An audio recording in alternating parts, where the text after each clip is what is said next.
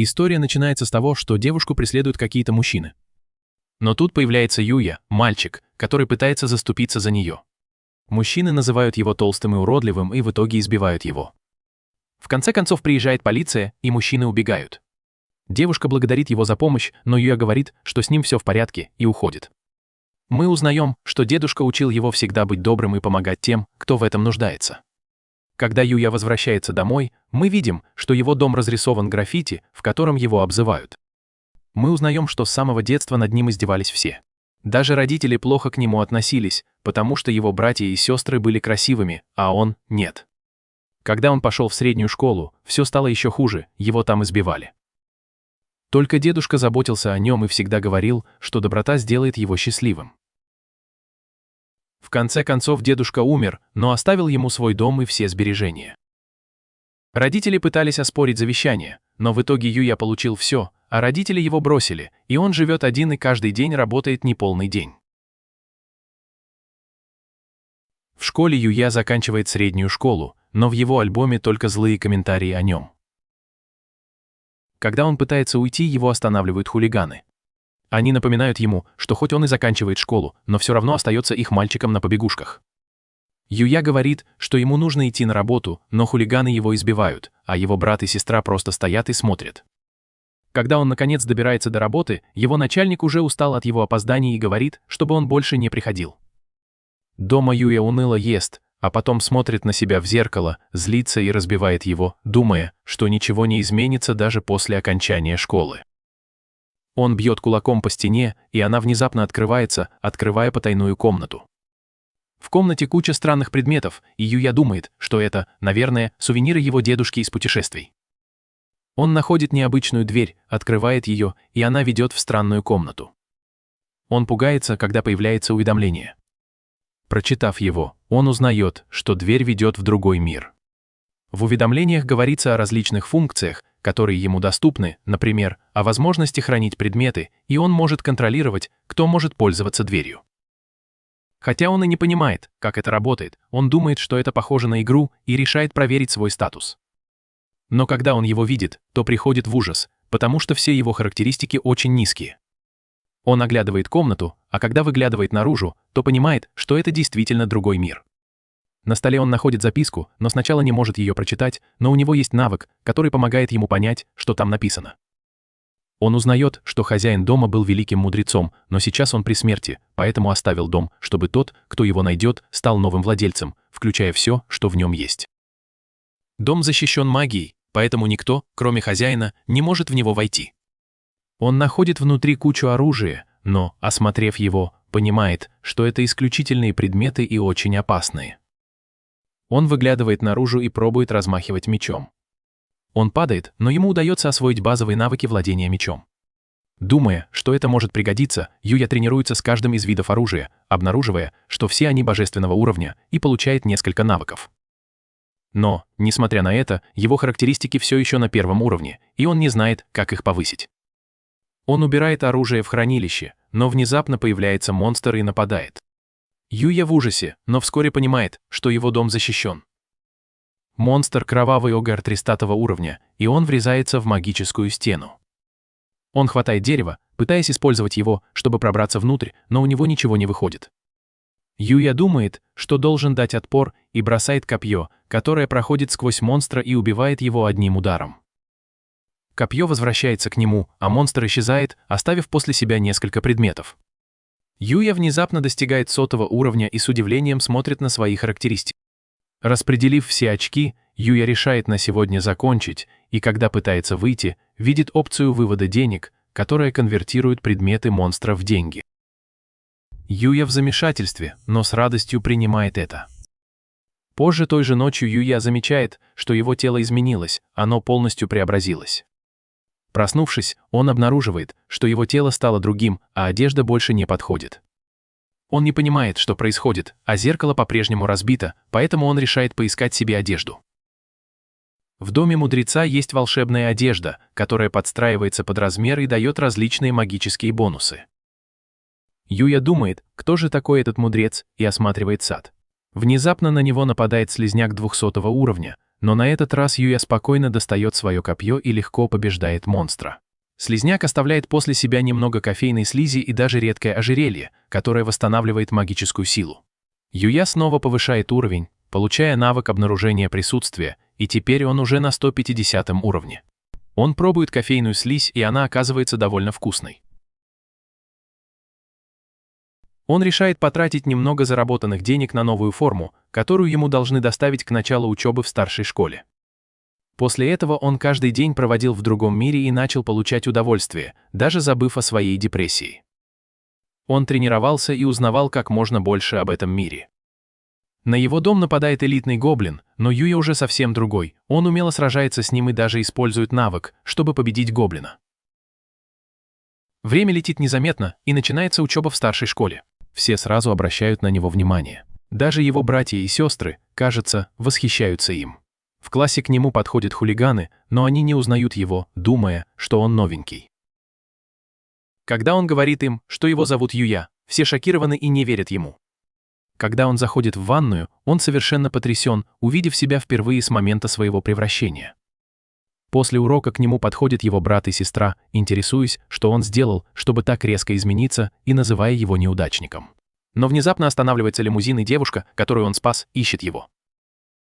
Ему интересно, кто она такая, и она напоминает ему, как он спас ее, а Юя удивляется, откуда она знает его имя. Она признается, что интересовалась им, потому что хотела поблагодарить его, и она представляется как Каори.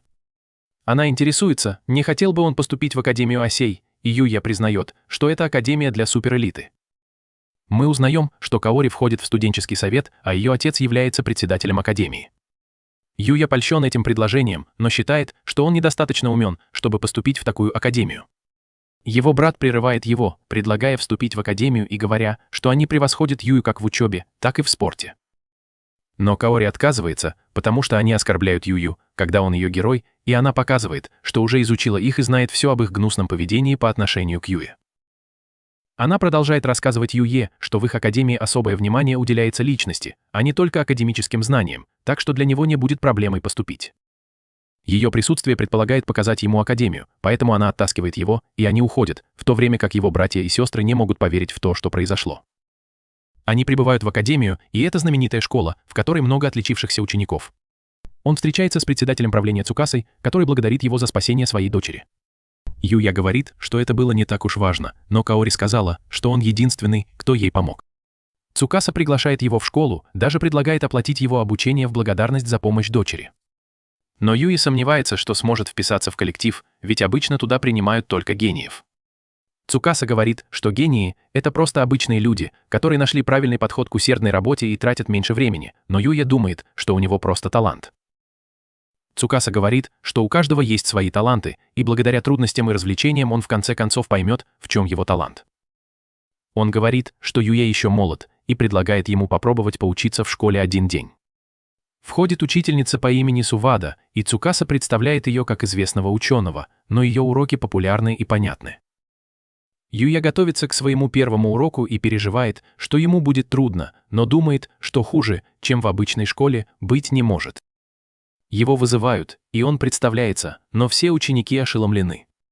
Он переживает, что они о нем подумают, но на самом деле они просто удивлены, какой он красивый.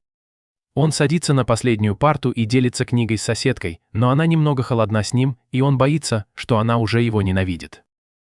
Каори спрашивает, сможет ли Юя вписаться в класс, и, пока идет урок, он понимает, что класс вполне обычный, только ученики более активные и вовлеченные. На перемене несколько учеников пытаются с ним познакомиться, задают вопросы, например, не айдол ли он и есть ли у него девушка. Студент по имени Рио останавливает их, когда они пристают к нему, и отводит Юю в столовую, чтобы тот пообедал. Юя удивляется, увидев меню, и все это бесплатно, поэтому Юя думает, что это похоже на сон. Они садятся за стол с другим студентом по имени Шинго. Они начинают говорить об аниме, и Юя удивляется, что они такие же, как он. Пока он ест, он замечает, что все смотрят на него, и думает, что это из-за того, что он в другой форме. Шинго спрашивает его, состоит ли он в каком-нибудь клубе, но Юя отвечает, что нет. Рио тоже не состоит ни в каком клубе, но это потому, что он хорош во всех видах спорта и не может выбрать что-то одно. Шинго говорит, что он состоит в игровом клубе, и Юя удивляется, что в школе разрешены игровые приставки, но Шинго говорит, что это нормально, если они не играют во время уроков. Они разговаривают о видеоиграх, и Юя чувствует себя с ними более комфортно. В конце дня он встречается с Цукасой и говорит, что хорошо провел время, и Юя решает, что хочет ходить в эту школу. Когда он выходит из класса, он сталкивается с Каори, которая спрашивает, будет ли он ходить в эту школу. Он говорит ей о своем решении, и она рада, что он решил остаться. Она приглашает его пойти с ней после школы, и они идут в популярный район, чтобы посмотреть магазины. Юя думает, что она часто бывает здесь с друзьями, но она говорит, что не часто, потому что люди, кажется, не очень хорошо относятся к ее семье и отцу. Но она говорит, что он другой. Юя нервничает, поэтому предлагает пойти в магазин, где продают блинчики. Глядя на цены, он радуется, что смог заработать в другом мире. Они пробуют блинчики, и обоим очень нравится, но Юя вдруг думает, что если он съест слишком много, то может вернуться к своему прежнему облику. Он спрашивает Каори, как она узнала его, ведь он так изменился, но она отвечает, что, хотя он немного похудел, она узнала его по глазам. Она предлагает ему попробовать другие начинки, и он откусывает кусочек, немного смущаясь. Она вдруг понимает, что он чувствует, и тоже предлагает ему попробовать. Он нервно соглашается, откусывает кусочек, и несколько девушек смотрят на них, думая, что они очень милые. Позже той же ночью Юя решает вернуться в другой мир и надевает полный комплект брони. Он заходит внутрь и сражается с монстрами, которые появляются.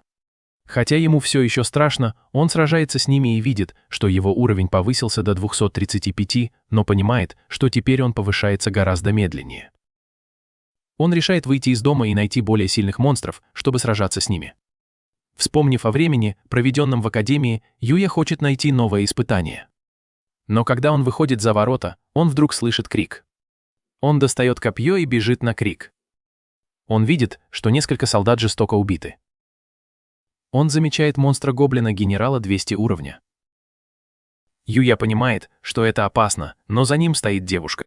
Он бросает в него копье, но гоблин отбивает его. Но в этот момент Юя с размаху бьет его ногой, и гоблин повержен. Он оборачивается к девушке, но она кричит ему, что сзади еще один гоблин. Он отлетает в сторону и понимает, что тот сильнее и быстрее его. Но Юя не сдается, думая, что у него есть другие преимущества.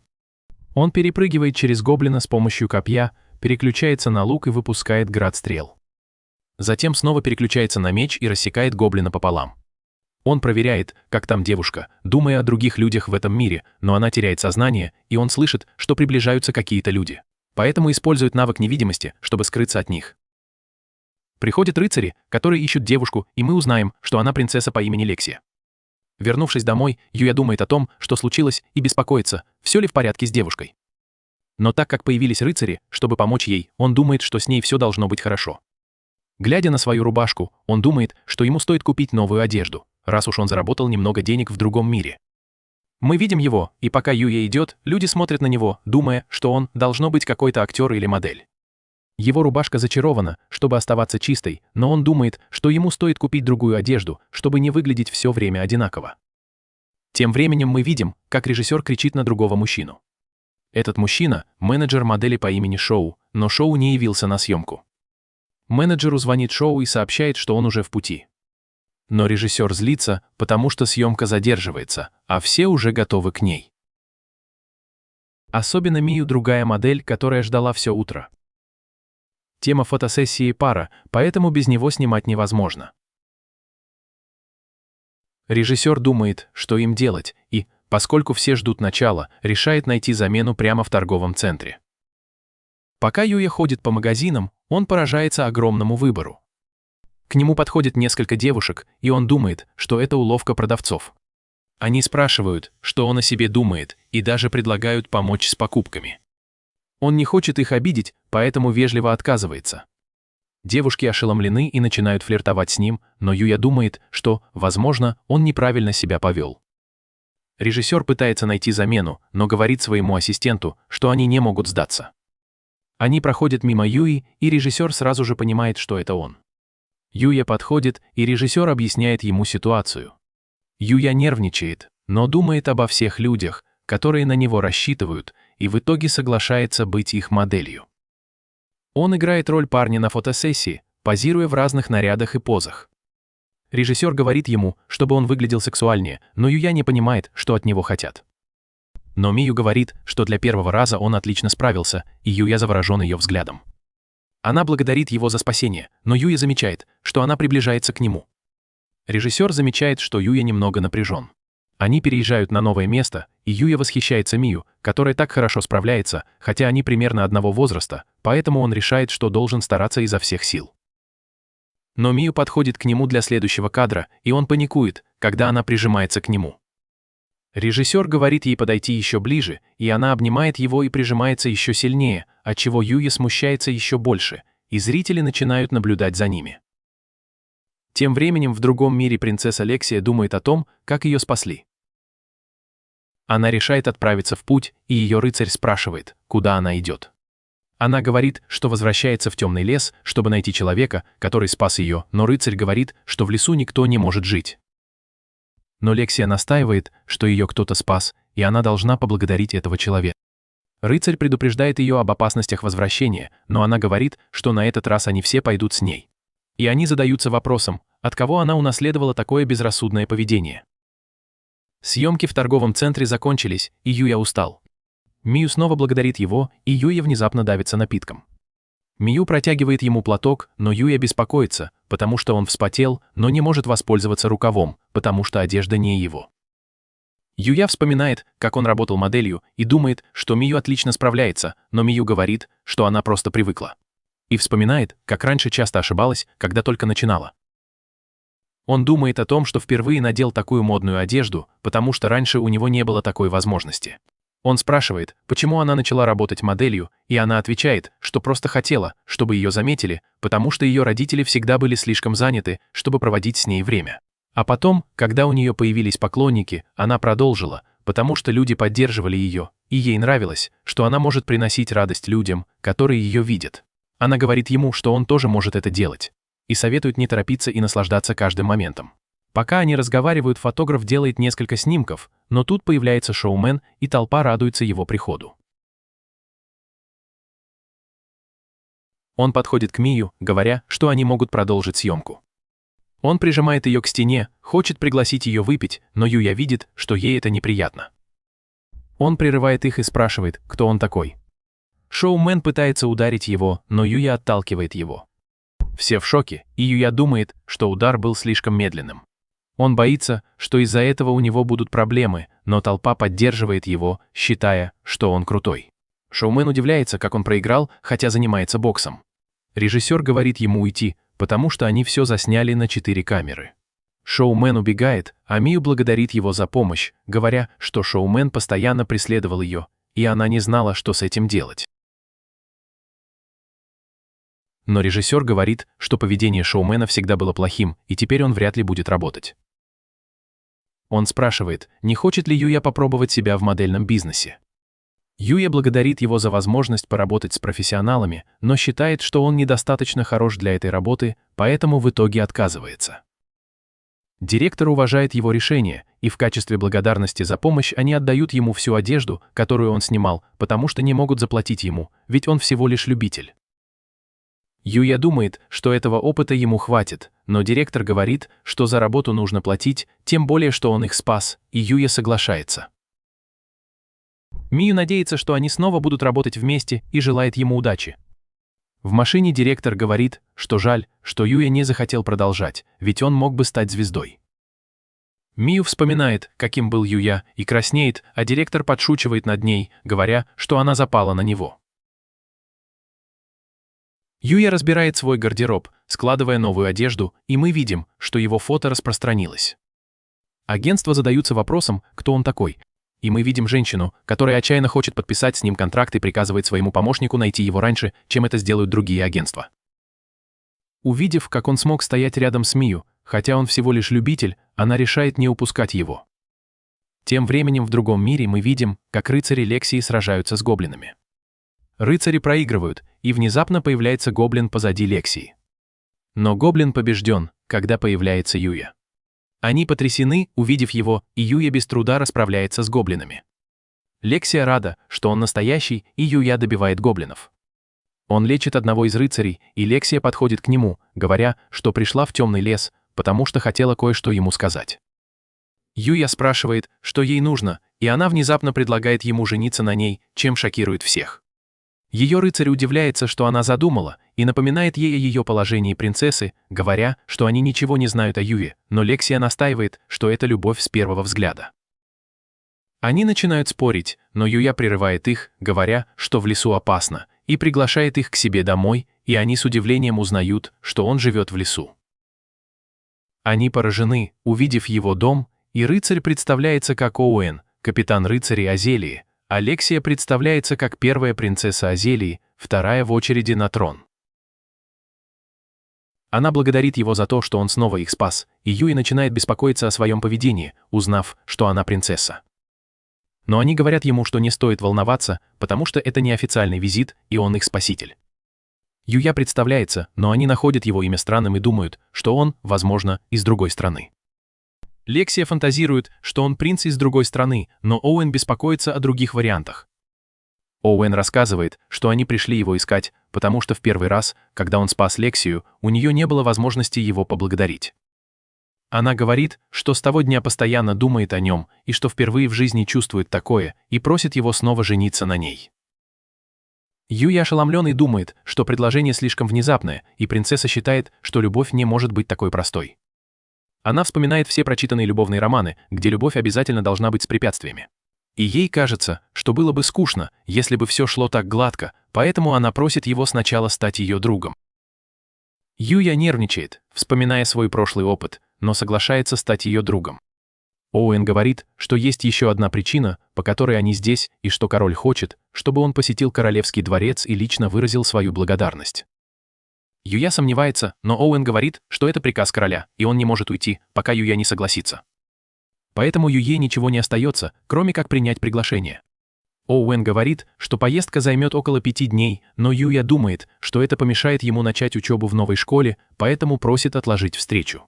Но Оуэн говорит, что они будут рады подождать, когда он решит поехать. Они уходят, и Лексия говорит, что в следующий раз, когда они встретятся, она постарается завоевать его сердце. Где-то в столице мы видим мужчину, который докладывает о неудачной попытке покушения на Лексию. Мы видим мужчину в маске и узнаем, что он послал убийц за Лексией, но они оказались в темном лесу, и их убили монстры. Мужчина в маске удивляется, как Лексия смогла вернуться без оружия, и предупреждает своего человека, чтобы тот больше не подводил его. Он снимает маску, и мы видим, что у него изуродованное лицо. Мы понимаем, что он из королевской семьи, и он клянется отомстить Лексии. Вернувшись в дом Юй, он отмечает в календаре день, когда он собирается встретиться с королем. Он надевает новую форму и отправляется в академию, где начинается его первый день. Все смотрят на него, пока он идет, думая, что он, наверное, какая-то известная модель. Когда он приходит, директор приветствует его, но извиняется, что у него нет времени поговорить, и просит Юю просто наслаждаться учебой. Юю представляют классу как нового ученика, и мы видим Рио и Шинга, которые рады его видеть. Мы переносимся на футбольный матч и знакомимся со студентом по имени Рой. Он забивает гол, и все девушки аплодируют ему. Юя наблюдает за игрой со стороны, впечатленный его мастерством, и к нему подходит девушка по имени Кайде. Она спрашивает, почему он не играет, но Юя отвечает, что у него нет спортивной формы. Мы видим, как Рой сам играет против команды соперников. Но он обманывает их, передавая мяч своему товарищу по команде Акире. Акира бежит к воротам, готовясь использовать свой особый прием, но промахивается и бьет прямо в Кайде. Однако Юи успевает остановить мяч и даже забивает гол. Все в шоке, не понимая, как он так быстро двигается. Он проверяет, все ли в порядке с Кай, но она потрясена его силой. Акира подбегает, чтобы извиниться, и клянется стать ее слугой, но Кай говорит, что с ней все в порядке, и отказывается. Рио ручается за Акиру, говоря, что он просто немного странный, и Акира благодарит его за то, что он спас их обоих. Позже мы видим Каори, когда она собирается на физкультуру. Все девочки обсуждают Юю, считая его принцем. Кайде рассказывает ей обо всем, что произошло, и девочки думают, что у него, наверное, есть девушка, потому что он такой крутой. Но Каори и Кайде оба настаивают, что ничего не подтверждено. На следующем уроке Юя машет Каори, которая стоит на поле. Но вдруг врываются какие-то хулиганы на мотоциклах. Они окружают девочек, размахивая битами, и все ученики обращают внимание на происходящее. Они узнают в них членов банды «Красные Огры», самой опасной банды в округе. Юя узнает их и видит своих братьев и сестру в этой банде. Каори удивляется, что они делают в их школе, а брат Юи Юта указывает на нее и говорит, что она дочь директора. Каори узнает их, и они говорят, что пришли отомстить ей за то, что она смотрела на них свысока и приняла Юю в академию. Каори предупреждает их, что скоро приедет полиция, но сестра Юи Сара думает, что у них есть время до их приезда, поэтому они планируют похитить Каори в качестве мести. Бандиты окружают ее, и ситуация становится опасной. Юя хочет спасти ее, но у него дрожат ноги. Хотя он сражался с гораздо более сильными противниками в другом мире, он не может справиться с хулиганами, потому что у него психологическая травма. Его друзья беспокоятся о нем, когда он паникует, но ему удается взять себя в руки. Он открывает окно и выпрыгивает, шокируя всех, потому что они на 4-м этаже, но Юя приземляется без оружия. Он бросается на своего старого обидчика, Иракца, который говорит, что пора преподать ему урок. Он посылает своих парней за Юей, но тот легко уклоняется от всех их атак и в одно мгновение обезоруживает их всех. Араки пытается напасть, но Юя пробегает мимо него, сосредоточившись на спасении Каори. Но его останавливает огромный парень по имени Амари. Парень бросается на него, но Юя даже не двигается с места, и он отбрасывает его в сторону.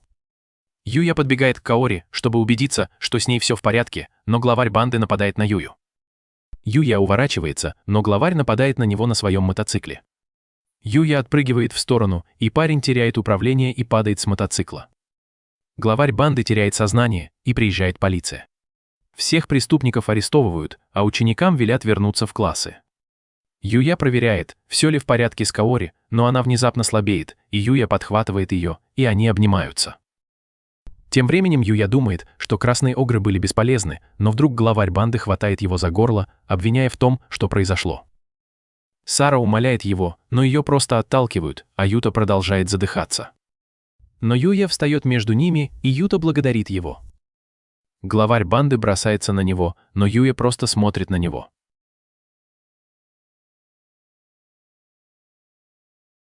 Ученики удивляются, что произошло. Но все успокаивается, и Юта спрашивает, почему он его спас. Но Юя говорит, что, хотя они и были ужасны с ним, они все равно его семья, и он не мог их бросить. Его брат плачет, и они просят у него прощения, извиняясь за все, что они когда-либо сделали. К нему присоединяются друзья, и он извиняется за неприятности, которые произошли из-за него, но они все поражены его поступком и спрашивают, как он смог выпрыгнуть из окна. Юя отправляется исследовать другой мир, но вспоминает предупреждение Алиана, который сказал, что темный лес считается самым опасным местом в этих землях, где обитают монстры. Настолько сильные, что они могут уничтожить целый город. Юя идет к мудрецу, который раньше жил в этом доме. Он углубляется в лес, чтобы найти более сильных монстров, и вдруг слышит крик и видит, что на щенка напал орк. Щенок светится темной энергией, но он слишком слаб, чтобы сражаться. Юя наблюдает издалека и видит, что орк — это орк-король 600-го уровня с более чем 20-ю атаками. Юя думает, что у него нет шансов, и решает не спасать щенка, но орк продолжает бить его, пиная ногами. Юя не может просто оставить его, думая о том, что бы сделал его дедушка. Он решает помочь, думая, что сможет отвлечь орка. Он бросается на него, но убивает одним выстрелом, и ему становится неловко, что он так долго набирался смелости, а все закончилось так быстро. Но он вспоминает Огра, которого победил, когда был всего лишь 1-го уровня, и задается вопросом, кто же создал такое безумное оружие. Он подходит к щенку, но тот рычит на него. Юя предлагает ему зелье, но щенок теряет сознание. Он быстро обрабатывает рану собаки, и та начинает к нему привыкать. Он пытается с ней заговорить и узнает, что она совсем одна и ей некуда идти, поэтому он предлагает взять ее к себе. Собака радостно соглашается, и Юя внезапно получает навык приручения, и собака становится его новым другом. Он проверяет ее характеристики и обнаруживает, что это черный фенрир 500-го уровня, и впечатляется ее показателями. Он думает, как ее назвать, и, глядя на ее черную шерсть, решает назвать ее Найт. Она радостно прыгает на него. Они возвращаются домой, и он проверяет предметы, выпавшие из короля руды. Там есть магический камень S-ранга, меч и доспехи, которые использовал король руды. Но эти вещи нельзя использовать людям, но их можно перековать. Еще там есть редкая щетка, которая стимулирует рост волос, но он использует ее, чтобы расчесывать Найт.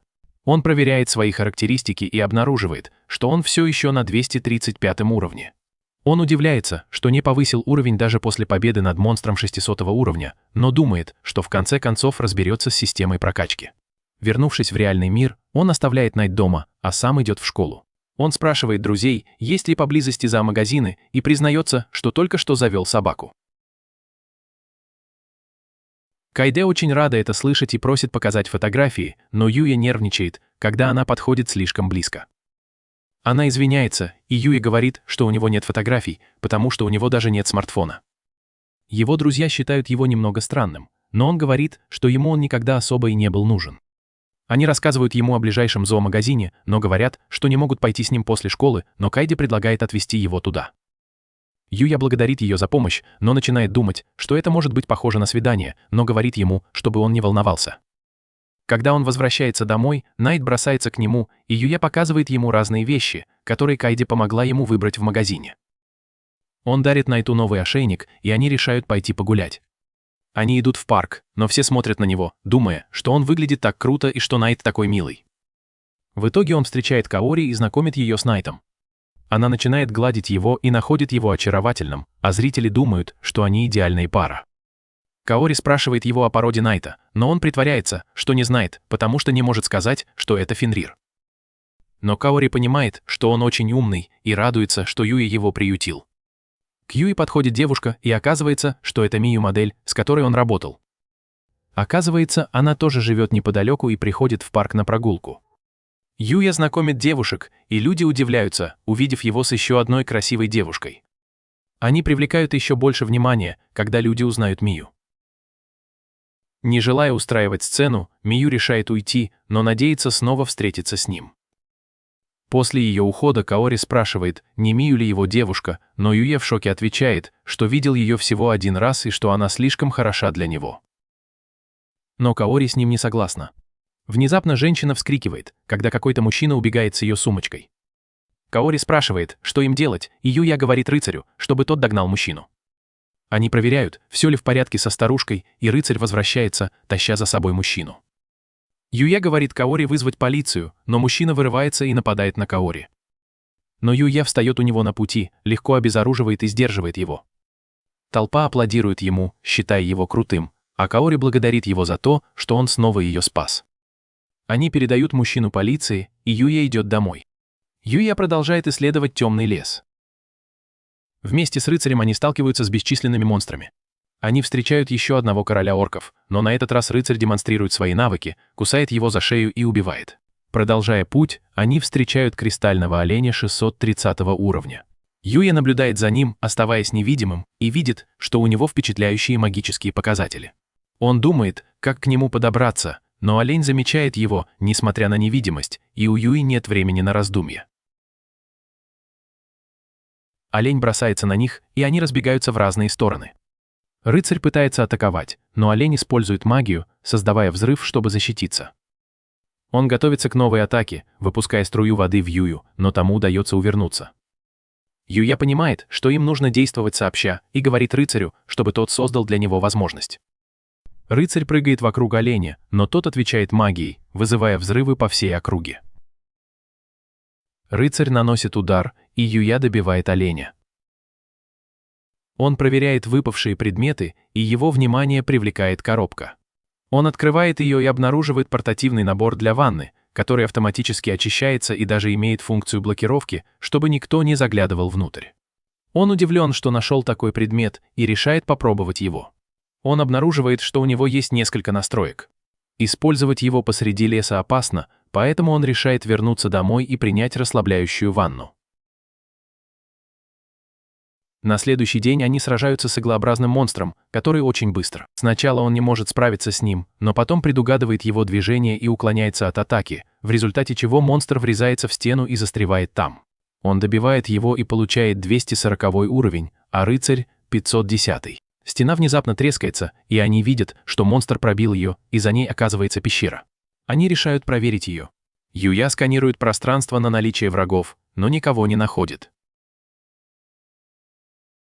Внезапно пещера озаряется светом, и они оказываются в большой комнате. Юя в шоке видит тело, но рыцарь указывает на книгу на полу. Юя берет ее и видит, что это книга мудреца. Юя читает ее и узнает, что мудрец мог делать все, что угодно, и стал таким же могущественным, как Бог.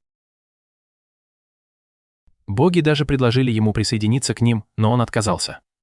Книга начинает говорить с Юей, предупреждая его, что чем сильнее он станет, тем больше люди будут его бояться. Юя задумался, как бы ему этого избежать, и вдруг услышал голос мудреца, который велел ему найти людей, которым он может доверять. Мудрец спросил, есть ли что-то, что он хотел бы узнать, и Юя попросил научить его магии. Мудрец вложил в книгу все свои знания о магии. Но он предупредил, что Юя не сможет использовать магию, потому что в его теле нет магических каналов, ведь он из другого мира. Однако мудрец решил передать Юе свои магические каналы и сказал, что Юя должен найти свое счастье и жить хорошей жизнью. Юя вернулся домой и начал учиться магии по книге. Сначала он почувствовал магическую энергию вокруг себя и научился управлять ею. Он понял, что нужно просто собрать магическую энергию в руке и представить, какое заклинание он хочет использовать. Он вышел на улицу, чтобы попробовать, и представил себе водяной шар. Оказалось, что ночная тоже учится. Он попытался выстрелить в дерево, и шар пролетел насквозь, разрушив его. Тем временем Оуэн докладывал королю о Юе. Он рассказал королю о том, что принцесса сделала Юе предложение, и король разозлился, решив, что Юе соблазнил его дочь. В школе Юя мечтал, думая о книге мудреца, который предупреждал его об использовании магии, потому что техники, которым он учился, были неизвестны даже в другом мире. Учитель напомнил, что на следующей неделе они отправятся в поход, и разделил их на группы по 4 человека. Юя идет в поход с Каэ, Акирой и Рин. Каэ очень рада, но Юя говорит, что у него нет походного снаряжения, и Каэ предлагает сходить за ним в магазин. Они идут в торговый центр, где Синга удивляется, увидев Каори. Рио тоже не может поверить, что Юя дружит с Каори. Потому что большинство людей считают ее неприступной, ведь она дочь директора, но она говорит, что они могут считать ее обычной студенткой. Юя спрашивает, где Акира, и Синго говорит, что он не смог прийти. Они заходят внутрь и помогают Юе выбрать рюкзак. Они решают сходить в игровую комнату и оказываются в игровом зале. Синго радуется, увидев своего любимого персонажа в игре, но говорит, что он ужасно играет. Юя решает попробовать. Он использует свой навык обнаружения слабости и находит слабое место, а затем выигрывает фигурку с первой попытки. Кайди просит его выиграть ей котенка, и он снова использует свой навык и легко выигрывает его для нее. В итоге он выигрывает призы для всех своих друзей, а Каори говорит, что впервые была в игровом зале, и благодарит его за подарок. Девочки решают пройтись по магазинам и купить одежду, а парни идут в кафе. Юя думает о том, как здорово было впервые в жизни сходить куда-то с друзьями. Но вдруг раздается сигнал тревоги, и им говорят, что начался пожар и нужно эвакуироваться. Юя беспокоится за девочек, думая, что пожар может быть ближе к ним. Они добираются до лестницы, и Юя спрашивает мужчину, не видел ли он его друзей. Рио получает сообщение от Кайди, который говорит, что они все еще застряли наверху. Юя бежит вверх по лестнице, думая о своих друзьях, и добирается до очага пожара. Пожарных разбрызгивателей недостаточно, чтобы потушить огонь, поэтому Юя решает воспользоваться своей магией. Он покрывает свое тело слоем воды, что позволяет ему пробежать прямо сквозь пламя. Мы видим, что девочки потеряли сознание от дыма, а Юя спешит к ним. Он успевает добраться до них как раз вовремя и думает, есть ли еще кто-нибудь. Он использует свой навык обнаружения, чтобы просканировать здание, и, похоже, они остались одни. Он накрывает девочек своей магией, но огонь разгорается сильнее, и он боится, что они не выберутся. Рио и Шинга наблюдают за происходящим снаружи и говорят пожарным, что их друзья все еще внутри, но они ничего не могут сделать, пока не потушат огонь. Юи бегает по зданию в поисках выхода, но крыша обрушивается, и когда он отскакивает, Каори роняет подарок, который он ей подарил. Он оказывается в тупике и понимает, что выхода нет, поэтому использует свою магию, чтобы проломить стену и выбраться наружу. Здание трясется, но Юя успевает выбраться вместе с девочками. Девочек лечат, а пожарные ругают его за безрассудство. Приходит отец Каори и благодарит его за то, что он снова спас его дочь, а Юя возвращает брошь-выдру, которую подобрал. Каори обнимает отца, а Юя думает о том, какой должна быть семья. Но он понимает, что у него такой семьи нет. Но когда он возвращается домой, рыцарь бросается к нему, и он понимает, что они семья. Юя думает о том, что еще он может сделать с помощью магии, и вспоминает, что магия — это просто воплощение его воображения. Он решает использовать ее для путешествий, представляя место, куда хочет попасть, и ему удается открыть портал, который переносит его в темный лес. Он рад, что у него получилось, но, похоже, он может использовать магию только для того, чтобы попасть в места, где уже был. Но он думает, что сможет использовать ее, чтобы вернуться домой и покормить ночку, даже когда будет в школе. Они решают исследовать еще немного и находят пещеру, в которой живут гоблины. Но с помощью своего легендарного меча они легко справляются с ними и находят кучу редких предметов, которые он складывает в свой инвентарь. И думает, что его командная работа с рыцарем становится лучше. Они покидают пещеру, и Юя предлагает на сегодня закончить, но рыцарь грустит, хочет продолжить. Юя говорит, что ему нужно вернуться, чтобы подготовиться к поездке в школу, но рыцарь внезапно убегает. Юя идет за ним, и кажется, что рыцарь что-то заметил впереди. Юя использует свой навык невидимости, чтобы быть осторожным, и идет дальше. Он встречает раненую девушку, окруженную гоблинами. Юя хочет спасти ее, но рыцарь оттаскивает его назад. Элитный гоблин нападает, ломая дерево, но, кажется, какие-то нити мешают ему, и девушка атакует, отрубая гоблину руку. Юя удивляется нитям, но гоблины внезапно бросаются на девушку.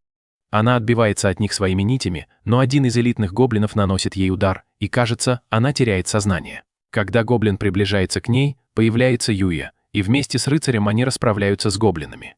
Но внезапно появляется еще множество гоблинов, и Юя решает использовать свой божественный хлыст, который связывает всех гоблинов и уничтожает их одним ударом.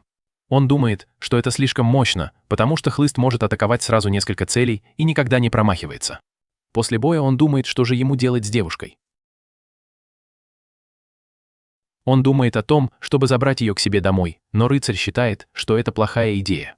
Он не хочет просто оставить девушку, но она внезапно приходит в себя и удивляется, что ее несут. Она падает на землю. Юя предлагает ей свой целебный сок, и он мгновенно заживляет все ее раны.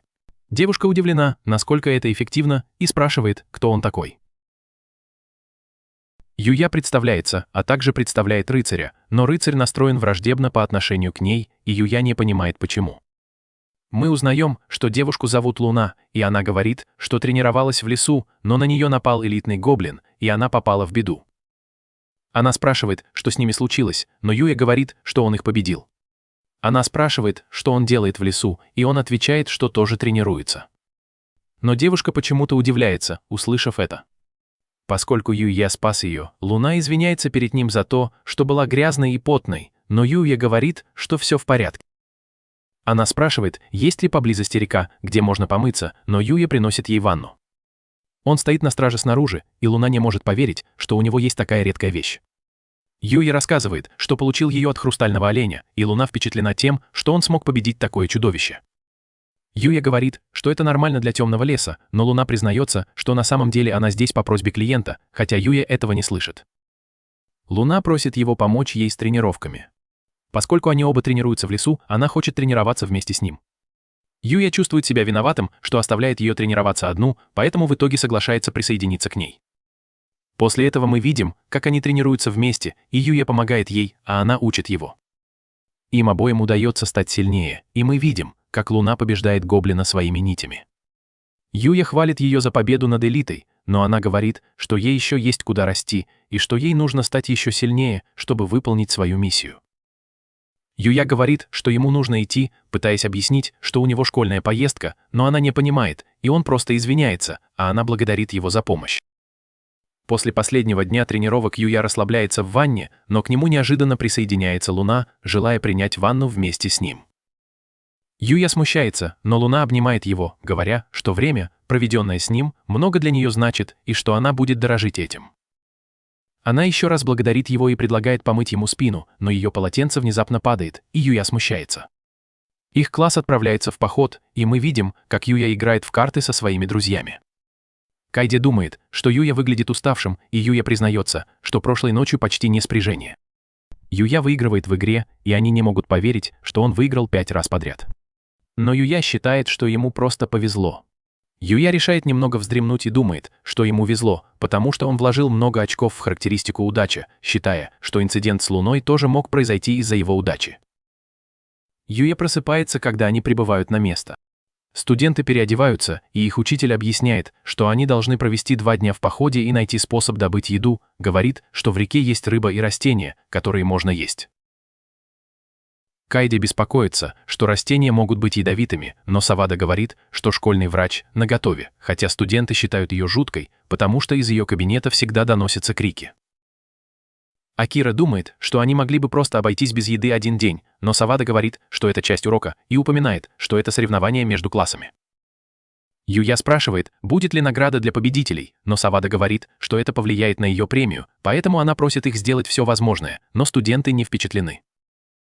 Студентов оставляют в лесу, и Юя думает, что им нужно сделать в первую очередь. Акира считает, что выжить будет легко, но остальные 3 просто игнорируют его, считая дураком. Рин предлагает Юя и Кайде попробовать порыбачить, а они с Акирой будут искать съедобные растения.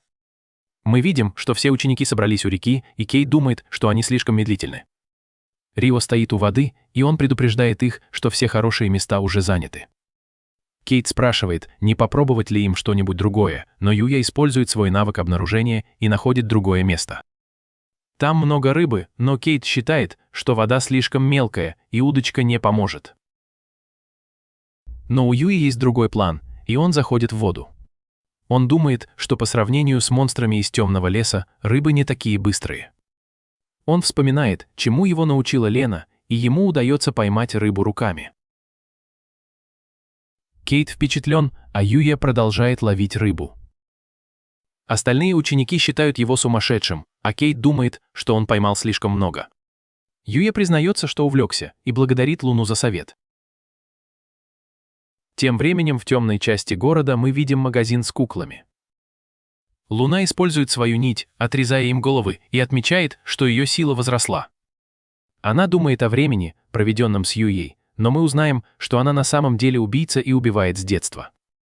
Но Юя кажется ей другим, и она хотела бы встретиться с ним раньше, чтобы ее жизнь сложилась иначе, но она знает, что должна забыть о нем, потому что она охотница за головами.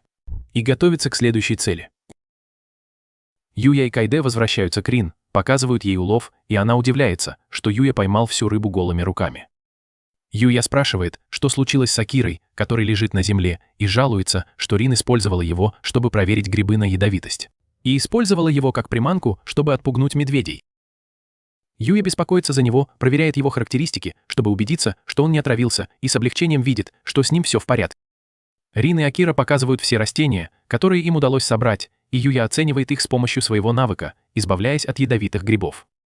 Они идут в здание, чтобы показать учителю, что им удалось собрать, и мы видим других учеников, которые проверяют свою еду, чтобы убедиться, что в ней нет ничего ядовитого. Юя встречает Каори, которая спрашивает, как у него дела в команде. Они разговаривают о том, как проходит их практика, пока Каори не зовет ее команда. Акира удивляется тому, насколько они с Юей близки и хочет быть таким же, как он. Команда показывает свой улов Заваде, и она хвалит их за то, что они первыми принесли столько съедобной еды. Она радуется, думая о своей премии, но упоминает, что их еще будут оценивать за приготовление. Она спрашивает, кто будет готовить, и все показывают на Юю. Сивата подбадривает его, говоря, что она рассчитывает на него, но Юя думает, что ей не стоит так открыто заявлять о своих намерениях. Юя начинает готовить. Благодаря тому, что он жил один и готовил в другом мире, он приготовил впечатляющее блюдо. Команда ест, а Юи ждет, пока они отреагируют. Но тут приходит Савата, которая немного выпила, и она удивляется, увидев, что они едят. Она тоже пробует еду, и Юя начинает нервничать, думая, что им не понравится, но они в восторге. Савата говорит, что, хотя в школе их кормят первоклассные повара, она считает, что его еда еще вкуснее, и не понимает, как такое возможно. Юя думает, что он готовил только для себя, потому что был один, но рад, что людям нравится его еда. После ужина Савата спрашивает, женится ли он на ней, и это всех удивляет. Она говорит, что не умеет готовить и убирать, потому что всегда была сосредоточена на своих исследованиях и никогда раньше не была в отношениях. Попробовав его еду, она считает его идеальным и просит его жениться на ней и заботиться о ней. Все говорят ей, что это плохая идея, а Кайде даже говорит, что Юя плохой. Но это заставляет его думать, что он неудачник. Но Савата настаивает на том, чтобы выйти за него замуж, даже говорит, что будет ждать его. Юя нервничает, думая, что это неправильно, ведь она его учительница, но говорит, что считает ее хорошим учителем. Савата счастлива это слышать и прижимается к нему грудью, а Кайде пытается оттащить его, а Акира думает, что он самый счастливый парень на свете. Позже той же ночью Юя телепортируется домой, чтобы проверить Найт. Он достает немного еды из своего хранилища и быстро готовит Найт ужин. Наблюдая, как Найт ест, он думает о том, как ему нравится радовать людей своей едой. Он телепортируется обратно в лагерь, где все вместе принимают душ. Все смотрят на него, и Юя задается вопросом, что происходит. Акира говорит, что его тело выглядит нелепо, и Юя спрашивает, что с ним не так. Но Акира не может поверить, что он такой красивый и накачанный. Тем временем в женской раздевалке Рин дразнит Кайде, говоря, что все парни должны быть в нее влюблены, но они встречают Каори и упоминают, что Ивата хотел жениться на Юе. Каори удивлена, услышав это, и девушки думают, что у Иваты есть преимущество.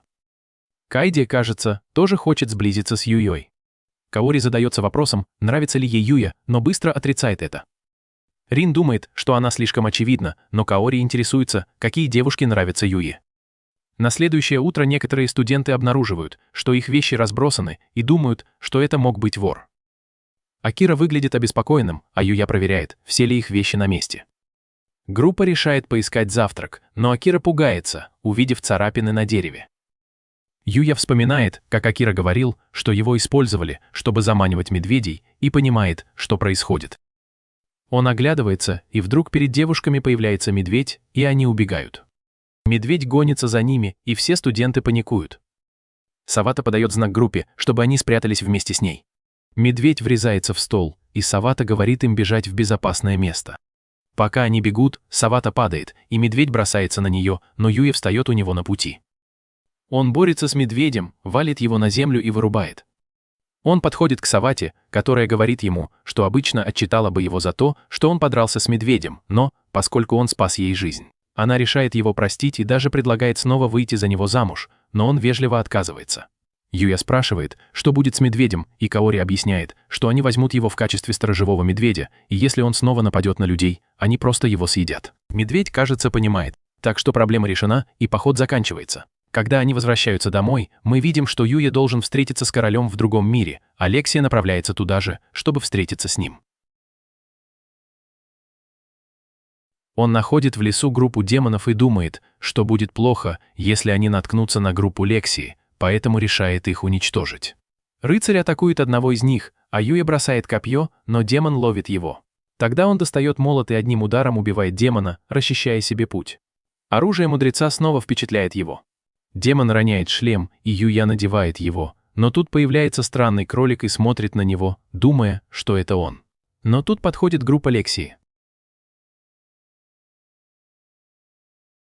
Оуэн беспокоится, увидев его, и Юя понимает, что это из-за шлема, поэтому быстро его снимает, и они рады снова его видеть. Они спрашивают, готов ли он встретиться с королем, и официально приглашают его во дворец. Но тут на Лексию падает дерево, и Юя разрубает его пополам. Юя замечает, что Луна использовала те же нити, что и рыцарь, и понимает, что рыцарь защищал принцессу. Оуэн удивляется, что происходит, а Луна тем временем ругает себя за неудачу, но, когда она пытается убежать, Юя нападает на нее и вырубает. Юя удивлен, что это действительно Луна, и Лексия присоединяется к нему, спрашивая, кто она такая. Он говорит ей, что эта Луна пыталась напасть на нее, и понимает, что рыцарь все это время знал правду. Юя просит исцелить ее раны и отвезти к нему домой, чтобы расспросить, что происходит, не желая верить, что она плохой человек. Лексия соглашается, а Оуэн подбегает к ним, говоря, что не надо было убегать, но она отвечает, что собирается навестить Юю. Юя спрашивает, уверена ли она, и Лексия говорит, что ей тоже интересно, почему на нее напали и какие у него с ней отношения. Тогда Юя решает использовать телепортацию, чтобы быстрее вернуться домой, и Оуэн остается позади. Лексия удивляется телепортации, и они ждут, пока Луна очнется. Юя рассказывает, как встретил Луну в лесу и как они даже тренировались вместе, но Лексию больше интересует заклинание телепортации, которое он использовал, чтобы вернуться домой. Юя говорит, что просто подумал о том, чтобы использовать магию для перемещения, и в итоге создал ее. Лексия не верит ему и говорит, что магия телепортации считается чем-то из сказки, и никто не может ею пользоваться. Она предупреждает его, что если кто-нибудь узнает об этом, то может начаться война, поэтому она просит его не использовать это оружие на людях, не подумав. Она внезапно зовет Луну и спрашивает, сколько еще та собирается притворяться спящей. Луна встает, понимая, что ее раскрыли, и Лексия замечает, что Юя тоже знал, что она притворяется, но он просто был добр и подыгрывал. Лексия спрашивает ее о прошлом, но Луна говорит, что это бессмысленно, и просит ее просто убить ее. Но Юя тоже спрашивает о ее прошлом, и Луна рассказывает, что она была сиротой, которая выживала, собирая мусор, но в конце концов ее взял к себе мужчина, который научил ее читать и писать, а также способом убийства, и она присоединилась к темной гильдии. Юя интересуется, что это за гильдия, и Лексия объясняет, что это организация, которая занимается организацией преступлений. Луна продолжает рассказывать, что она совершила множество убийств и даже стала известна как наемный убийца. Лексия удивляется, услышав это, ведь она слышала это имя. Юя спрашивает, знал ли Найт все это время, и понимает, что именно поэтому он был так агрессивен по отношению к ней в начале. Луна признается, что ее заданием было убить Лексию, но теперь, когда она провалилась, ее ждет смерть, потому что ее либо казнят, либо темная гильдия пошлет за ней убийц за ее провал. Юя беспокоится за нее, но Луна удивляется, почему он так переживает, ведь они провели вместе совсем немного времени, но Юя говорит, что, хотя они были вместе недолго, это многое для него значило, поэтому он считает ее другом. Луна думает, что для нее уже слишком поздно, но Лексия перебивает ее, говоря, что она должна работать на нее и стать нашим телохранителем. Луна не понимает, что она говорит, и Лексия объясняет, что, поскольку только они с Юей знают о покушении, они могут сохранить это в секрете. И если она будет телохранителем принцессы, темным гильдиям будет сложнее добраться до нее. Луна считает ее сумасшедшей, ведь она преступница, которая убила много людей, и ее руки в крови. Но Лексия говорит, что у нее красивые руки, и спрашивает, почему они такие мягкие, и говорит, что это благодаря Ване Юй. Она продолжает отказываться, но Лексия говорит, что раз она не смогла ее убить, то она проиграла и должна выполнять ее приказы, и Луне ничего не остается, кроме как согласиться. Тем временем мы видим, как Олин и его солдаты убегают от гоблинов. Его люди больше не могут идти, поэтому они вынуждены отступить и оставить защиту Лексии на Юю. Луна не может поверить, что все так обернулось, и считает Лексию тираном, но в качестве первого приказа она требует рассказать ей о Ване Юи. Луна объясняет, что у Юи есть редкий предмет для купания, который может создать ванну где угодно и помогает восстановиться после усталости, а также положительно влияет на красоту. Лексия думает, что это невероятно, и требует, чтобы ей тоже дали этот предмет. Она решает принять ванну вместе с Луной и приглашает Юю присоединиться, но он нервно отказывается, и она говорит, что это обидно. Девочки вместе наслаждаются ванной, им это нравится, но Лексия вдруг спрашивает, нравится ли Юе Луна, и Луна отвечает, что они просто друзья. Лексия говорит, что она видит, что он ей нравится, но Луна отрицает это, говоря, что она все выдумывает. Тогда Лексия объявляет, что хочет выйти за него замуж, и Луна возражает против этой идеи. Лексия говорит, что у нее не будет проблем, если они просто друзья, и Луна не знает, что чувствует.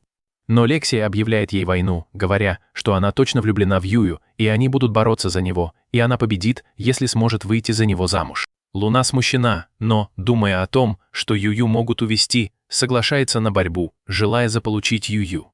Лексия говорит, что с этого момента Луна будет ее охранницей и соперницей. После ванны Юя предлагает приготовить ужин. Лексия предлагает помочь, но у нее не получается даже порезать картошку, она даже теряет нож и чуть не устраивает аварию, поэтому Юя сам готовит ужин. Девочки говорят, что еда вкусная, и Лексия хвалит его, но Луна ревнует и просит Юю покормить ее, говоря, что ей трудно двигаться, потому что ее раны еще не зажили. Юя думает о том, как сильно он ее ударил, и соглашается. Но когда она ест, она ухмыляется Лексии, которая тоже ревнует и требует, чтобы ее тоже покормили.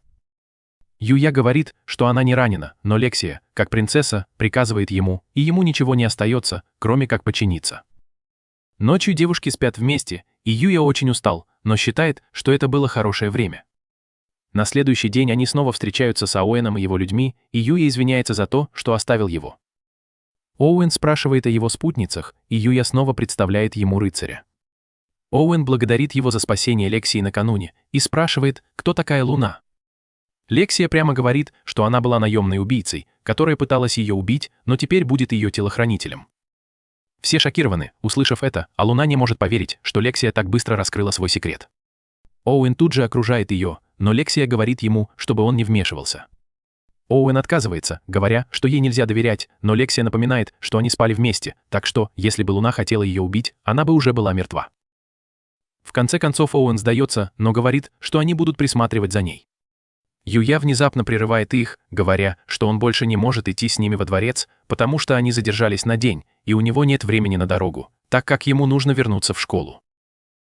Поэтому Оуэн говорит ему, чтобы он приходил, когда у него будет возможность, и объясняет, что он может пойти по дороге в деревню, где ему подскажут, как добраться до столицы. Лексия прощается с ним, говоря, что он может прийти в гости, но Луна внезапно подбегает к Юе, целует его и благодарит за все, что он для нее сделал. Лексия расстроена и требует, чтобы они вернулись, чтобы она тоже могла поцеловать его, но Оуэн делает вид, что не слышит ее, и они продолжают идти. Юя думает о поцелуе и задается вопросом, нравится ли он ей, но в итоге решает принять ванну, чтобы расслабиться.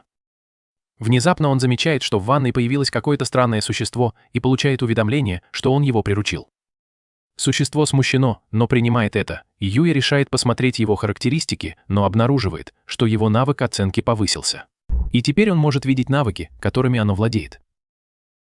Он видит, что у существа есть навык под названием «Священная земля» и просит показать, что оно умеет.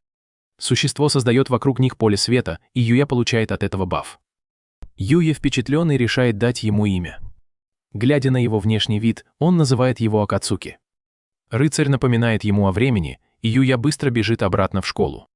На уроке Савата объявляет, что они будут участвовать в соревнованиях по футболу, и их результаты повлияют на ее бонус, поэтому она просит их выложиться по полной. Первое соревнование, футбол, и их класс разделили на две команды. Юя играет в воротах, потому что не очень хорошо знает правила. Когда игра начинается, Рио просто великолепен, он в одиночку обыгрывает команду соперников и забивает гол. Кайди впечатлена, но Рин говорит, что у них есть второе секретное оружие, и просит ее подпрыгнуть. Пока она прыгает, все парни отвлекаются, и Акира уводит мяч у Рио. У Акиры поднимается боевой дух, и Рин понимает, что ее план провалился. Акира проходит мимо всех, пытаясь забить гол, но Юя останавливает его в последний момент, и все удивляются его реакции. Он не знает, что делать с мячом, и Рио говорит ему, чтобы он просто бросил его как можно сильнее. Юя так и делает и в итоге забрасывает мяч прямо в ворота, не понимая, забил ли он гол. После школы к Юе подходит представитель модельного агентства и предлагает ему попробовать себя в этой сфере, но он быстро отказывается. Директор в шоке, что ему это не интересно, но Юи говорит, что ему и так нравится в школе. Мию пытается его убедить, и его друзья удивляются, что он знаком с моделью. Юя объясняет, что однажды он работал с ней, и им показывают обложку будущего журнала, где они вместе. Рядом с ними падает плакат с рекламой их спортивных соревнований, и Каори бросается за ним. Но у директора внезапно появляется идея, что они могли бы написать статью о школе и сфотографировать Юй на мероприятии, поэтому она уходит, чтобы получить разрешение от школы. В другом мире Юя побеждает скелета-монстра, но думает, что не стал сильнее. Он решает углубиться в лес и находит место, где растут черные деревья, которые невозможно поцарапать обычными атаками. Он вдруг задается вопросом, как Акацуки стал таким большим, но Акацуки оказывается позади него, и на него нападает мифриловый кабан. Юя пытается исцелиться, но кабан снова нападает на него. Он думает, что попал в беду, и кабан вот-вот набросится на него, но вдруг появляется странный кролик и одним ударом отправляет кабана в полет. Он представляется как Усаги, и Юя удивляется, что он умеет говорить. Кабан поднимается, но Усаги одним ударом уничтожает его, и Юя поражается, как он смог разрушить даже деревья вокруг. Он проверяет его характеристики и видит, что он невероятно силен и у него много титулов. Юя благодарит его за помощь, и кролик просит показать ему его удар. Юя демонстрирует свой удар, и Юки видит в нем потенциал. Юки показывает свой удар, пробивая дыру в нескольких деревьях, и начинает учить Юю делать то же самое. Через некоторое время Юя тоже может разрушить одно из деревьев, и они начинают спарринг с Усаги. Юя спрашивает, зачем его тренируют, и Усаги отвечает, что хочет сделать его своим преемником. Он объясняет, что его называют божеством, и его долг — передавать свои навыки. Он говорит, что божество — это титул, который дается тем, кто достиг совершенства в определенной области, и он — божественный кикбоксер. Их задача — защищать мир от скверны, которая является проявлением негативных сторон мира. Юя спрашивает, есть ли у него выбор стать его учеником, и Усаги говорит, что он может отказаться, но битва со скверной неизбежна, поэтому им нужно как можно больше союзников. Юя не хочет становиться божеством, но думает о том, что хочет быть в состоянии защитить Найта и Акацуки. Усаги решает все равно продолжить его тренировать, но просит научить его магии, потому что его впечатлил барьер вокруг дома Юи, хотя Юя думает, что это просто работа мудреца. Они заключают сделку, по которой будут обмениваться знаниями. Мы видим, как Юя сражается с королем-кабаном. Усаги считает, что это хороший шанс для Юи провести реванш. Юя сражается с ним, но с помощью своих ударов и хлыста ему удается победить. Юя празднует победу и находит несколько предметов ранга S. Усаги объясняет, что в мире есть монстры ранга S и S, а монстры легендарного ранга еще сильнее. Внезапно Юя получает уведомление об эволюции, и его тело начинает светиться. Его внешность не меняется, но, похоже, у него появились новые навыки. На следующий день Юя участвует в соревнованиях по настольному теннису, и капитан просит его показать хорошее выступление. Его соперником оказывается национальный чемпион, известный как снайпер, и он наносит сокрушительный удар, который даже Юя пропускает. Но по сравнению с тем, с кем он сражался раньше, Юя легко возвращает подачу, даже пробивая дыру в столе, но он отказывается от матча, не желая никого травмировать. И фотографы жалуются, что он двигался слишком быстро для них. Кайди тащит Юю играть в волейбол, потому что один из их игроков получил травму, и капитан идет за ними. Когда начинается матч, все в шоке, потому что мяч лопается, и площадка полностью разрушена. Команда соперников сразу же сдается, и капитан понимает, что они снова промахнулись, потому что фотографы отвлеклись на что-то. Каида успокаивает Юю, говоря, что победа есть победа, и они вдруг слышат крик. Они видят Каори, и Юя спрашивает, что случилось. Мы видим, как ее напарник по команде уходит, и он предупреждает Юю, чтобы тот был осторожен с волнами. Юя занимает свое место на теннисном корте, и его соперники говорят ему, что ему тоже понадобится медицинская помощь. Матч продолжается, и Каори подает. Мяч едва не попадает в него, приземляется за пределами корта, и Юя пытается подбодрить ее. Она снова подает, но на этот раз бросает ракетку, и Юя понимает, что Каори действительно выбила из игры ее напарника. Зная это, Юя берет игру на себя, отбивает все мячи и выигрывает. Каори пытается помочь, но в итоге снова бросает ракетку и чуть не падает, но Юя ловит ее, и капитан наконец-то может сделать удар. В конце дня Каори идет домой с Юей, благодарит его за помощь. Она хочет угостить его чем-нибудь, но Юя говорит, что ему просто приятно быть с ней, так что не нужно его благодарить, но вместо этого Каори целует его. Тем временем мы видим Усаги, который сражается с одной из девушек. Усаги защищается с помощью магии, и девушка удивляется, потому что он не должен уметь пользоваться магией. Он благодарит Юю за то, что тот научил его, и девушка пересматривает свои приоритеты, решив, что Юя представляет большую угрозу. Поэтому она уходит, чтобы найти его и разобраться с ним в первую очередь. Шеф агентства просматривает следующий выпуск и радуется всем фотографиям Юи. Она думает о том, как хорошо будет продаваться журнал, но ее подчиненная беспокоится, что другие агентства захотят заполучить Юю, когда увидят его. Однако начальницу это не волнует, и, похоже, у нее есть план, как заставить Юю присоединиться к их агентству. В доме Юю и Каори вместе занимаются. Юю благодарит ее за помощь с математикой, но она говорит, что это не проблема, ведь он тоже учит ее английскому. Но Юю просто благодарит ее за то, что она помогла ему с английским, который он легко понимает. В воспоминаниях мы видим, как они вместе идут домой, и узнаем, что у них скоро экзамены. Юю переживает, как он справится, а Каори удивляется, что есть что-то, в чем он не силен, и предлагает заниматься вместе. Она впервые встречает Акацуки и находит его питомцев милыми, пока они спят. Она просит разрешения сходить в туалет, но, когда она уходит, Юю беспокоится, что она не найдет его. Каори оказывается перед дверью в другой мир, и Юю идет за ней. Каори говорит, что почувствовала, будто ее позвали, и Юи нервничает. Он объясняет, что дверь ведет в другой мир, и предлагает ей попробовать просунуть руку в дверь. Ее рука упирается в барьер, и Юю объясняет, что пройти могут только те, кого он впустит. Каори спрашивает, на что похож другой мир, и Юю говорит, что это мир монстров и магии, и показывает, как он использует магию. Каори удивлена, и Юя объясняет, что это произошло благодаря другому миру, где он научился навыкам, которые помогли ему справиться с хулиганами, напавшими на школу, и спасти всех от пожара в универмаге. Каори не верит ему, и Юя предлагает показать ей другой мир. Он берет ее за руку, и они вместе переносятся в другой мир. Каори с удивлением видит, что другой мир действительно существует, и Юя объясняет ей, что и рыцарь, и Акацуки родом из этого мира. Он говорит, что рыцарь — это Фенрир, похожий на волка, а Акацуки — на свинью, но Акацуки обижается, услышав это. Внезапно появляется окно с характеристиками Каори, и Юя объясняет, что в этом мире способности представлены характеристиками.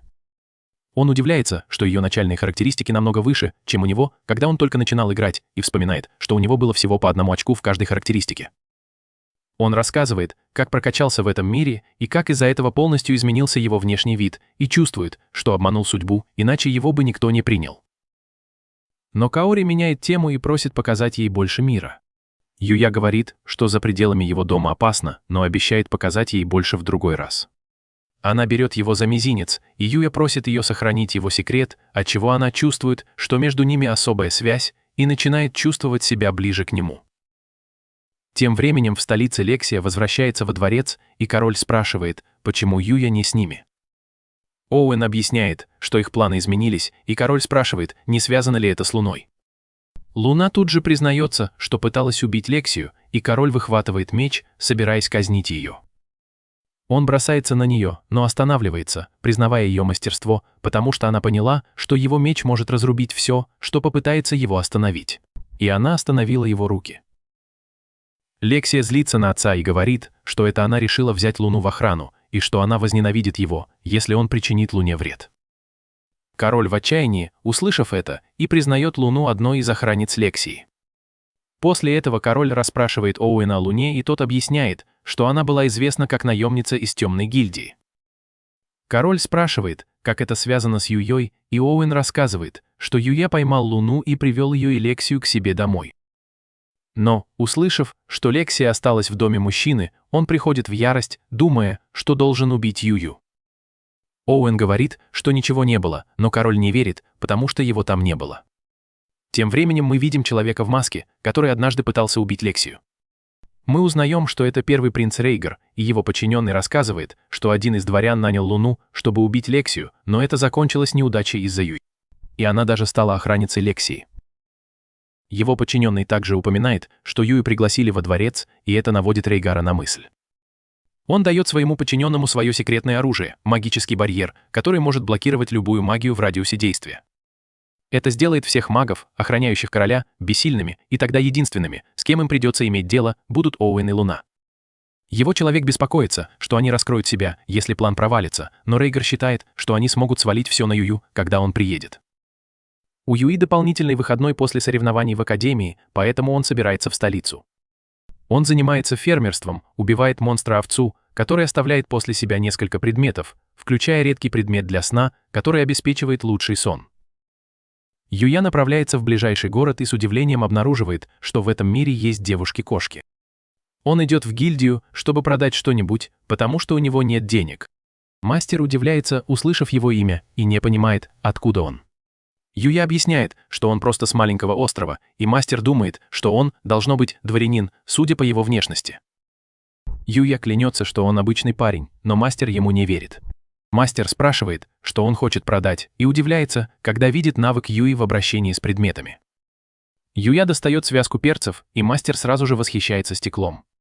Он осматривает перцы и говорит, что они самого высокого качества, которое он когда-либо видел, но Юи считает, что это просто обычные перцы из местного магазина. Мастер предлагает купить их за 100 золотых монет, и Юя спрашивает, много ли это, признаваясь, что не знает стоимость валюты в королевстве. Хозяин объясняет, что средняя семья может прожить на 5 золотых монет в год, так что 100 золотых хватит на 20 лет для целой семьи. Хозяин также дает ему удостоверение гильдии, которое можно использовать для идентификации, и Юя спрашивает, как добраться до столицы. Хозяин рассказывает ему о дилижансе, который идет прямо до столицы, и когда Юя приезжает туда, он поражается, сколько там людей. Акацуки показывает на дворец, и Юя начинает волноваться, думая, что он будет там не к месту. Он направляется во дворец, и его встречает Оуэн. Оуэн говорит, что они идут прямо к королю, и Юя паникует, думая, что он не готов, но Оуэн говорит, что не стоит волноваться, потому что это неофициальная встреча. Мы видим, как Лексия и Луна ждут в зале, и Юя приветствует короля. Король сразу же вспоминает, как Лексия сделала ему предложение, и начинает злиться, думая, что Юя соблазнил его дочь, но Оуэну удается его успокоить. Король недоволен, потому что Юя не принес никаких подарков для Лексии, и Юя быстро достает комплект постельного белья, который он получил от овцы. Лексии это нравится, но короля это, кажется, злит, потому что он думает, что Юя пытается соблазнить его дочь прямо у него на глазах. Оуэн пытается остановить короля, говоря, что Юя не знает об их обычаях, и Юя не понимает, что происходит. Лексия объясняет, что подарить постельное белье в качестве подарка означает, что ты хочешь жениться на этом человеке и спать с ним. Юя понимает, что совершил ошибку, и король собирается его казнить, но тут на них нападают убийцы. Король приказывает стражникам стрелять, но один из нападавших активирует магический барьер, и стрелы застревают в нем. Убийцы нападают, но Юя побеждает их, и вместе с рыцарем легко расправляется со всеми. Лексия обнимает его и хвалит, но Луна ревнует и пытается оттащить ее, а король смотрит на Юю. Оуэн замечает на одном из нападавших особую эмблему, и они понимают, что за нападением стоит первый принц Рейгар. Новость о нападении распространяется среди стражников, и король, похоже, с тех пор заперся в своей комнате. Юя думает, что ему делать, и мы видим, как Оуэн просит его помочь защитить Лексию. Юя идет искать Лексию, не решаясь зайти к ней в комнату, но тут она выходит и предлагает прогуляться по столице, ведь он здесь впервые. Луна напоминает ей о ее положении, но Лексия говорит, что если бы ее брат послал еще убийц, то выдал бы свое местонахождение. Луна соглашается с ней, но понимает, что Лексия просто хочет выйти. Луна говорит, что она может показать Юе город, пока он здесь, но Лексия отказывается, не желая оставлять их наедине. Оуэн предлагает показать город Юе, пока они оба будут в замке, но девушки отказываются. В конце концов, они обе уходят, а Оуэн наблюдает за ними издалека. Лексия хочет показать Юэ ювелирный магазин, но у Луны другие планы, и девушки начинают спорить. Они привлекают внимание окружающих, и люди думают, что Юэ должно быть какой-то дворянин, раз с ним две такие красавицы. Они осматривают город, и Юё, кажется, заинтересовался гильдией искателей приключений. Он упоминает, что зарегистрировался в гильдии торговцев по пути в столицу. Луна предлагает ему также зарегистрироваться в гильдии искателей приключений, потому что он часто ходит на охоту, и это облегчит ему торговлю материалами, добытыми на охоте. И он сможет зарабатывать деньги, выполняя задания. Луна тоже решает зарегистрироваться, чтобы отправиться на задание вместе с Юэей. Лексии эта идея не нравится, но Луна говорит, что Юйо, скорее всего, будет слишком занят, чтобы брать задание с ней. Они встречают Амелию, которая выдает им анкеты для регистрации. Юео начинает заполнять анкету, но там есть вопрос о том, какой магией он владеет. Он вспоминает, что мудрец говорил, что обычные знания о магии не так развиты, поэтому он решает не упоминать, что владеет всеми видами магии, а также магией телепортации. И пишет, что владеет магией ветра, огня и воды. Следующий вопрос касается магической силы, и Амелия объясняет, что они используют хрустальный шар, чтобы измерить магическую энергию человека. Юео удивляется, почему они не смотрят на его статусное окно, но Амелия объясняет, что большинство искателей приключений держат свои характеристики в секрете. Поэтому они проверяют, чтобы никто не врал. Луна измеряет свою энергию, заставляя шар светиться желтым, но она говорит, что никогда не была сильна в магии. Затем Юя измеряет свою энергию, но все шокированы, когда шар разбивается вдребезги. Эмилия думает, что это могло быть ошибкой, поэтому она решает проверить его еще раз, но результат все тот же. Юя извиняется и спрашивает, нужно ли ему платить, но Эмилия говорит ему, что все в порядке. Эмилия просматривает их заявки, но она приходит в шок, когда читает, что он может использовать 3 разных вида магии. Юя задается вопросом, есть ли в этом проблема, и Эмилия объясняет, что способность использовать 3 вида магии уже переносит его в царство людей из их сказок. Лексия считает, что он потрясающий, а Юя просто рад, что он не отказался от всей остальной магии, которую может использовать. Эмилия загружает их приложение в компьютер, и он выдает их гильдейские карточки. Эмилия объясняет, что, как начинающие искатели приключений, они начинают с ранга F.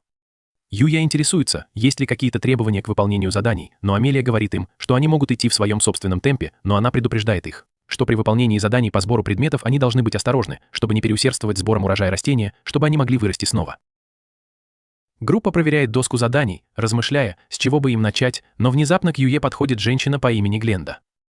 Она говорит, что хочет объединиться с ним после того, как увидела, как он уничтожил измерительный кристалл, но девочки пытаются оттащить ее, говоря, что с нее хватит. Нужно много выпить. Женщина уходит, но она надеется снова увидеть Юю. Лексия передумала вступать в гильдию, думая, что ей нужно защитить Юю от других женщин. Но Луна говорит ей, что нужно подумать об Ауэне, которому и так тяжело ее контролировать. Они отправляются в поле, и их первое задание — собрать немного трав. Юя удивляется, что у него есть навык распознавания, и даже дает ему указания, как собирать урожай. Луне трудно, она боится повредить корни, а Лексия просто рада, что может отвлечься от всего. Она предлагает Луне посоревноваться, кто соберет больше ценных трав, и победительница целый день будет гулять с Юей. Но Оуэн напоминает им, что нельзя собирать слишком много. Они все уходят, а Юя остается один. Ему удается найти растение, которое лечит маной, и Акацуки пытается ему помочь, но находит только очень ядовитое растение. Девочки возвращаются с травами, и Юя начинает их осматривать. Но тут прибегает Оуэн и говорит, что они нашли первого принца, и просит Юю помочь. Лексия и Луна возвращаются в замок, а Юя и Оуэн идут дальше. Они приходят в заброшенный дом, и там тихо. Оуэн предполагает, что принца уже схватили солдаты, но когда они заходят в дом, чтобы проверить, в одного из солдат тут же попадает нож. Они находят принца, который угрожает одному из стражников, но Юя посылает рыцаря, который спасает мужчину. Оуэн окружает принца, но тот отказывается сдаваться и нападает на них. Он угрожает покончить с собой, потому что считает себя бесполезным, и Оуэн не знает, что делать, но Юя тут же подходит и останавливает его. Принц пытается напасть на него, но в итоге его сбивают с ног.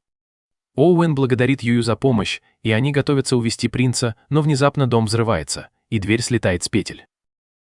Принц с облегчением видит девушку из флакона. Однако она оценивает ситуацию и понимает, что он потерпел неудачу, и теперь он ей не нужен.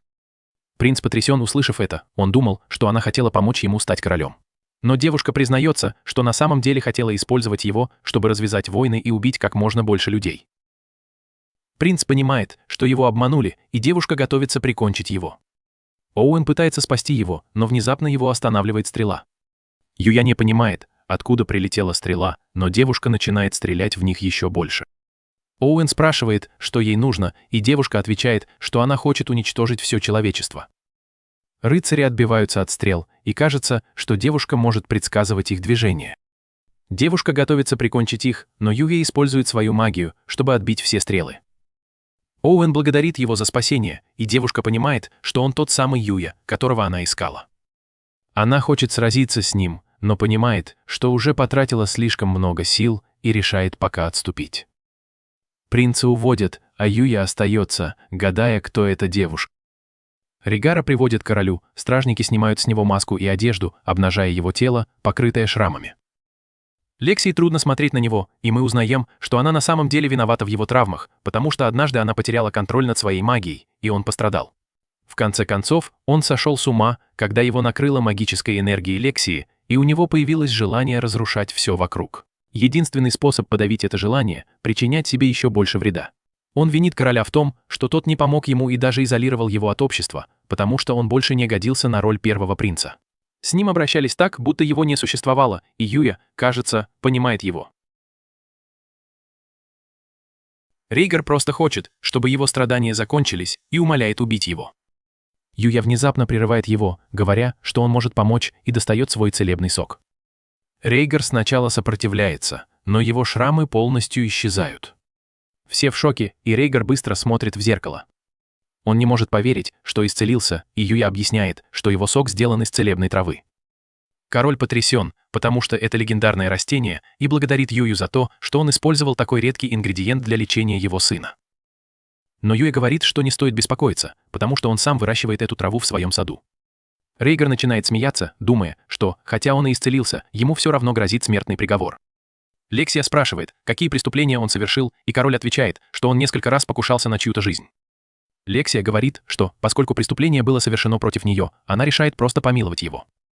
Король говорит, что это не так просто, ведь Рейгар тоже напал на него, но Лексия настаивает, чтобы он простил Рейгара, и король в конце концов соглашается. Так что Рейгару удается избежать наказания. После этого король решает наградить Юю. Лексия предлагает ему свою руку и сердце, а Луна тоже предлагает выйти за него замуж. Но король в итоге дает ему титул лорда-рыцаря, а также землю и особняк.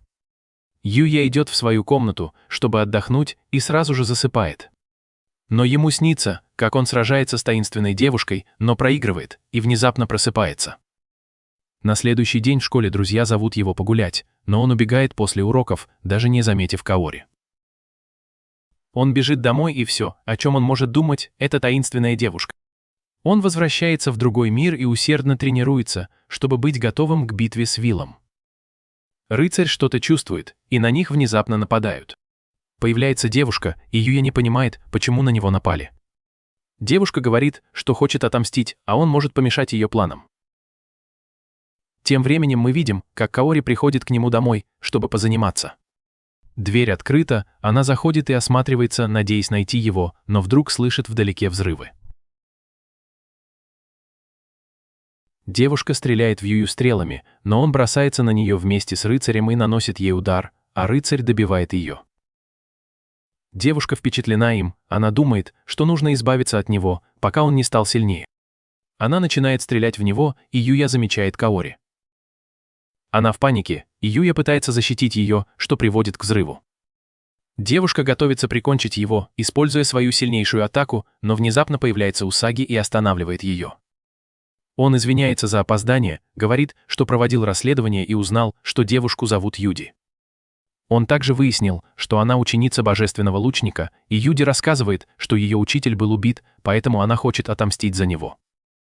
Она говорит, что Усаги появляется только тогда, когда уже слишком поздно, а ее учитель всегда защищал людей, но в итоге они его предали. Усаги говорит, что их работа как божественных существ – сражаться со злом, и что использование их божественных способностей для уничтожения мира противоречит договору, который они заключили с планетой. Но Юди говорит, что она унаследовала божественные способности от своего учителя, но никогда не называла себя божественной, поэтому она не связана этим договором. Они продолжают сражаться, и Юя копирует прием Усаги, который тот использовал, чтобы спасти его, и Усаги наносит ей удар ногой. Юди не отказывается от своей мести, считая людей никчемными, и начинает использовать силу сосуда. Она кричит, и Юя едва может устоять на ногах.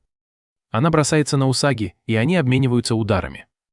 Усаги получает удар, и ситуация становится критической, но Акацуки внезапно подбегает к ним, активируя свой навык Святой Земли, и лишает Юди силы, давая Юи шанс вырубить ее.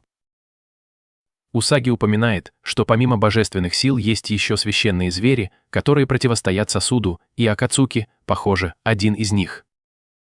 Он говорит, что Юри больше не должна использовать свои силы, поэтому он решает оставить ее Юе.